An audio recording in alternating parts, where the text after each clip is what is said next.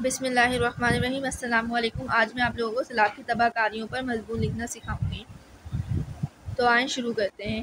ملک کے بہت سارے علاقے ایسے ہیں جنہیں دریاؤں کے بہنے کی وجہ سے قدرتی آفت کا سامنا کرنا پڑتا ہے۔ اس کے علاوہ جب برف پگھلتی ہے تو اس کی وجہ سے بھی سیلاب آتے ہیں۔ سیلاب آنے کی ایک اور وجہ ڈیم کا ٹوٹ جانا بھی ہے۔ اس کے علاوہ سمندری طوفان اور سونامیوں کو بھی سیلاب کا ذمہ دار ٹھہرایا جاتا ہے۔ آج کل بارشوں کی وجہ سے بھی پاکستان بہت متاثر ہے۔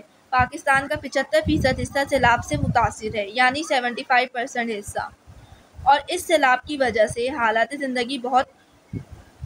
زندگی کو بہت نقصان پہنچ رہا ہے۔ کئی لوگ اور جانور اپنی زندگیوں سے ہاتھ دھو بیٹھے ہیں اور اسی سیلاب کی وجہ سے بیماریوں میں بھی اضافہ ہوتا جا رہا ہے۔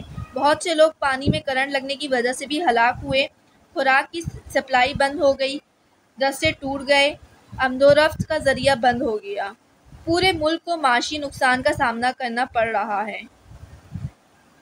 لوگوں کو بچانے اور اس آفت سے نمٹنے کے لیے درکار وسائل کا بھی سامنا کرنا پڑ رہا ہے۔ شہریوں نے اپنے گھر، سامان اور گاڑیاں بھی کھو دی ہیں۔ اسی سیلاب کی وجہ سے مٹی کا معیار بھی خراب ہو جائے گا اور اس طرح پاکستان زرخیز مٹی سے محروم ہو جائے گا۔ اسی وجہ سے فصلوں اور اناج سے محرومی اٹھانی پڑے گی۔